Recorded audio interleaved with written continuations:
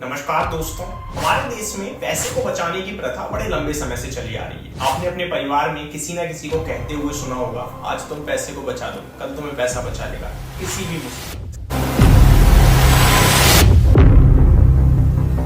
और इसी प्रथा के चलते हमारे देश का हर एक व्यक्ति पैसे को बचाने में लगा पड़ा है। हमारे घर की औरतें दाल के डब्बों में पैसे को सेव करती हैं, घर का बच्चा पिगी बैंक में पैसे को सेव करता है और घर का आदमी बैंक में एफडी करके इंटरेस्ट पाने की कोशिश में लगा पड़ा है। अगर नॉर्मली डेटा को देखा जाए तो बैंक में सेविंग अकाउंट्स पे आपको 3 से 4.5% का इंटरेस्ट मिलता है पर ईयर का, वहीं एफडी पे आपको अराउंड 4% टू 9% तक का इंटरेस्ट मिलता है। नॉर्मल केसेस में हर 10 में से 2 या 3 व्यक्ति ऐसे हैं जो अपने पैसे को एफडी करते हैं, अदरवाइज आपका पैसा सेविंग अकाउंट के रूप में 3 से 4% इंटरेस्ट कमाने पे लगा पड़ा है। और यही है सबसे ज्यादा दुख की बात, और यहीं से शुरू होती है फाइनेंशियल एजुकेशन की कमी। और दुख के साथ कहना पड़ रहा है मुझे कि हमारे देश में फाइनेंशियली एजुकेशन की कमी है। हमारे देश के हर एक व्यक्ति को पैसा तो कमाना है, पर उनसे ये पूछ लो कि पैसे को कमा के करोगे क्या, या इस पैसे को यूज कैसे करोगे, they don't know at all। अब दोस्तों एक बार हम लोग डेटा की तरफ नजर डालते हैं। पॉलिसी बाजार की वेबसाइट पे ये डेटा अपलोडेड है जो आप इजीली स्क्रीन पे पढ़ पा रहे होंगे। अलग अलग बैंक अलग अलग टाइम फ्रेम में अलग अलग इंटरेस्ट प्रोवाइड्स करती हैं।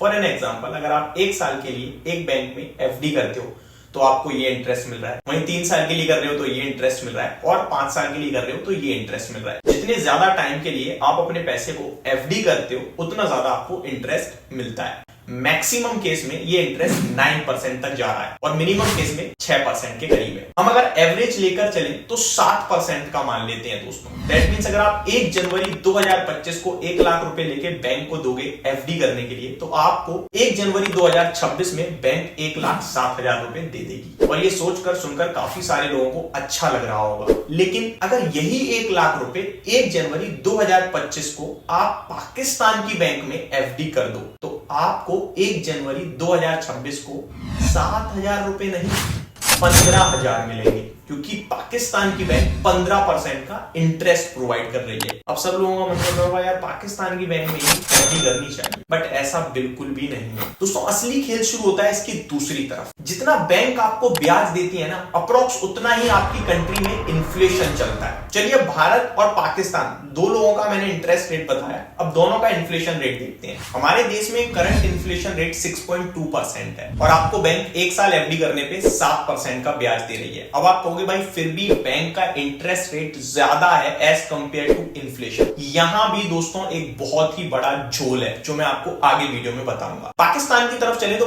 पाकिस्तान की बैंक आपको 15% का इंटरेस्ट जरूर दे रही है, लेकिन डेटा की मानी जाए तो 2023 के अंत में पाकिस्तान पे इन्फ्लेशन रेट 30% चला गया था और उनकी बैंक की ब्याज भी लगभग 23-24% थी। बट अभी उनका इन्फ्लेशन भी कंट्रोल में आ गया है, करीब 5% पे है, और उनकी बैंक भी इंटरेस्ट कंटिन्यू घटा रही है। तो एक चीज आपको क्लियर हो गई कि जितना आपके देश में इन्फ्लेशन सरकार बताती है उतना ही आपको बैंक ज्यादातर इंटरेस्ट प्रोवाइड करती है। देश की जितनी बड़ी बैंक होगी उतना कम इंटरेस्ट प्रोवाइड करेगी और जितनी छोटी बैंक होगी उतना ज्यादा इंटरेस्ट प्रोवाइड करेगी। रीजन, छोटी बैंक ज्यादा ब्याज देकर अपनी तरफ डिपॉजिट्स को अट्रैक्ट करना चाहती है। अब चलते हैं जो चीज आपसे सरकार छुपाती है उसकी तरफ। इन्फ्लेशन काउंट होता है आपकी रोजमर्रा की जिंदगी में इस्तेमाल होने वाली चीजों में। फॉर एग्जांपल, आपके घर में दाल आती है तो वो जितनी महंगी होगी वो इन्फ्लेशन में काउंट होगी। आपके घर में डेली सब्जी आ रही है तो वो जितनी महंगी होगी वो इन्फ्लेशन में काउंट होगी। आप सैलून में अपना हेयर कट वगैरह लेते हैं, उसका जितना रेट बढ़ रहा है वो इन्फ्लेशन में काउंट होगा। आपकी गाड़ी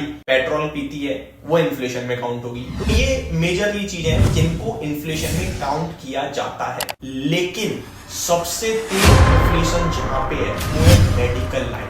15% तक इन्फ्लेशन है मेडिकल में। जो दवाई आज आपको 10 रुपए की मिल रही है, मान के चलो अगली साल वही दवाई आपको 12 रुपए से सस्ती नहीं मिलेगी। तो मेडिकल लाइन पे 15% का इन्फ्लेशन है, जिसको गवर्नमेंट काउंट ही नहीं करती, क्योंकि गवर्नमेंट कहती है हमने तो सरकारी अस्पताल बनाए हैं, आओ और वहां इलाज करा लो। बट आप और हम कहां जा रहे हैं? प्राइवेट दुकानों पे भी और हॉस्पिटल्स में भी, और हॉस्पिटल और मेडिकल का इन्फ्लेशन काउंट नहीं होता है। दूसरी सबसे बड़ी जगह स्कूल्स का इन्फ्लेशन और स्कूल एसेसरीज का इन्फ्लेशन करीब 12% का है दोस्तों, जिसको गवर्नमेंट काउंट नहीं कहती। सेम हमारे सरकारी स्कूल है ना, उनमें पढ़ा लो अपने बच्चे को, वहां कोई फीस नहीं है, वो तो हमने फ्री कर रखा है। तो ये दो चीजें जो आप डेली पैसा फूंक रहे हो इन जगह पे, वहां पे इन्फ्लेशन काउंट नहीं हो रहा है और इनका इन्फ्लेशन काफी महंगा है। तीसरी जगह आपके कपड़े, आपकी चप्पल, आपके जूते, इन पे इन्फ्लेशन काउंट नहीं होता है और ये बहुत तेजी से महंगे हो रहे हैं दोस्तों। रीजन गवर्नमेंट कहती है हर व्यक्ति की अपनी चॉइस है, कोई ब्रांडेड पहन रहा है, कोई लोकल पहन रहा है, कोई कैसे भी पहन रहा है, कोई कैसे भी पहन रहा है, तो हम इस पे इन्फ्लेशन कैसे काउंट करें? तो उस पे भी इन्फ्लेशन काउंट नहीं होता है। तो अगर मैं मोटा मोटी देखूं तो इन्फ्लेशन बढ़ रहा है करीब 10% से और आपका बैंक में पैसा बन रहा है केवल 7%, वो भी एफडी पे। अगर आपने सेविंग अकाउंट करी हुई है तो वो तो 3-4% ही बढ़ रहा है, यानी आपका पैसा हर साल मिनिमम लेवल पे 3% माइनस हो रहा है और मैक्सिमम लेवल पे 6% तक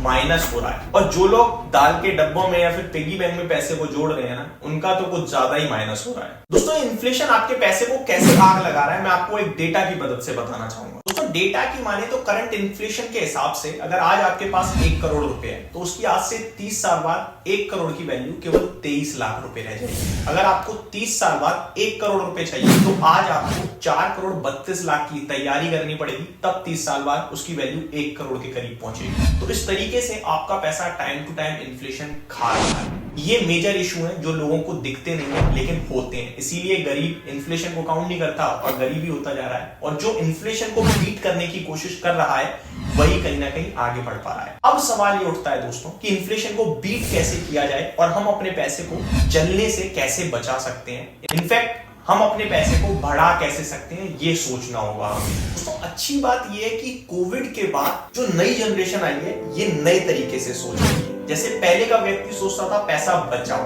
अब जनरेशन सोचती है पैसा बनाओ, और ये सोच बहुत अच्छी लगी देश को, इसीलिए हमारा देश काफी तेजी से प्रगति भी करता हुआ दिखा है। लेकिन यहाँ पे भी एक प्रॉब्लम है दोस्तों, ये सारे के सारे पैसे को ही बनाने के लिए लगा देते हैं, ये अपने पर्सनल एक्सपेंसेस तक को कहीं ना कहीं इन्वेस्ट करके बैठे हैं। ये भी एक गलत डिसीजन है। आपकी बैंक में हमेशा आपके टोटल मंथली एक्सपेंसेस का 6 महीने तक खर्चा हमेशा होना चाहिए। लेट्स अज्यूम आपकी बैंक में 10 लाख रुपए पड़े हैं और आपका मंथली का खर्चा 30,000 रुपए का है, तो 30 into 6 यानी 1,80,000 रुपए आपकी बैंक में हमेशा मैनेज करके रखो, क्योंकि आपकी इन्वेस्टमेंट हो सकता है लॉस में हो, प्रॉफिट में हो, बिके ना बिके। इस केस में आपके घर के एक्सपेंसेस पे कोई फर्क ना पड़े, इसलिए आपकी बैंक में हमेशा 6 महीने का खर्चा होना चाहिए। लेकिन बचा हुआ 8,20,000 आप उसे निवेश के रूप में देख सकते हो, उस पे आप 10 to 12% का रिटर्न बनाने की सोचो। अब कौन सी वो जगह है जहां पे आप अपने पैसे को निवेश कर सकते हो? पहले नंबर पे आती है दोस्तों प्रॉपर्टी, बट प्रॉपर्टी में हर व्यक्ति इन्वेस्ट नहीं कर सकता है क्योंकि ये काफी कॉस्टली होती है।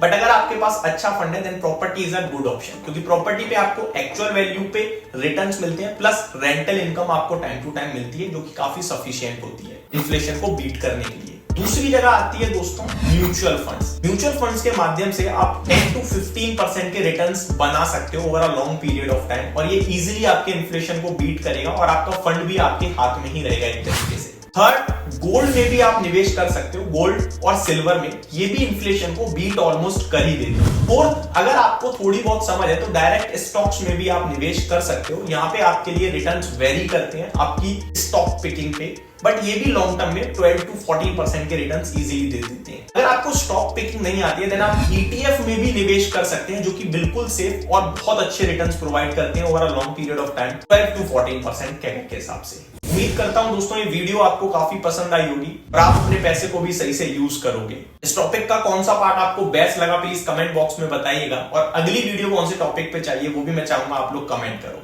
वीडियो देखने के लिए बहुत बहुत दिल से धन्यवाद। जय हिंद, जय भारत।